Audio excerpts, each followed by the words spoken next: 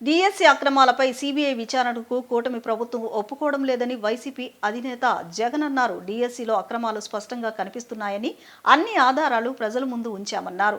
ఈ అవకతవకలపై సిబిఐ విచారణ జరిపించాల్సిందేనని ఆయన స్పష్టం చేశారు. చట్టసభల్లో ప్రధాన ప్రతిపక్షానికి సమయం ఇవ్వాల్సి వస్తుందనే తమకు హోదా ఇవ్వలేదన్నారు. కౌన్సిల్లో సమయం ఇవ్వకుండా బౌలింగ్, ఫీల్డింగ్ లేకుండా తండ్రి కొడుకులు బ్యాటింగ్ చేస్తున్నారని చంద్రబాబు, లోకేష్ను ఉద్దేశించి జగన్ వ్యాఖ్యానించారు.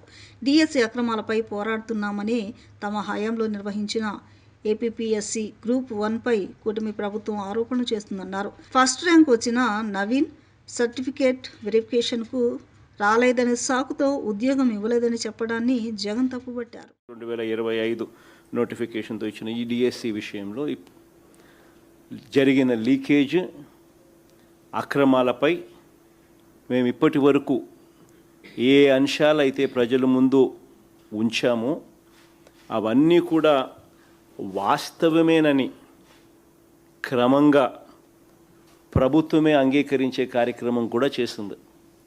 అసెంబ్లీలో లోకేష్ మాట్లాడిన ప్రసంగం చూసినా కానీ, ఇదే అసెంబ్లీలో చంద్రబాబు నాయుడు గారు మాట్లాడిన ప్రసంగం విన్నా కానీ, ప్రత్యక్షంగానూ పరోక్షంగానూ వాళ్ళు ఈ ఆరోపణలన్నీ కూడా ఒప్పుకున్న పరిస్థితులే కనిపిస్తాయి. తప్పు చేశారు అని క్లియర్ కట్గా కనిపిస్తూ ఉన్నప్పటికీ గింజుకుంటారే తప్ప